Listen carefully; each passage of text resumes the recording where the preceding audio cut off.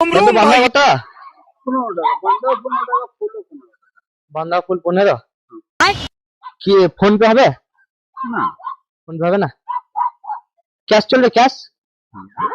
Cash মানে টাকা হ্যাঁ 100 টাকা। না ভাঙা নেই 100 টাকায় আছে আমার কাছে, ভাঙা নেই। দেখবেন এখানে হয়তো। হ্যালো কি দাম 100 টাকা গো? এইটাই তো 100 টাকা। এই দেখো বড় 100 টাকা, ধরো তো, হ্যাঁ বড় তো ধরো।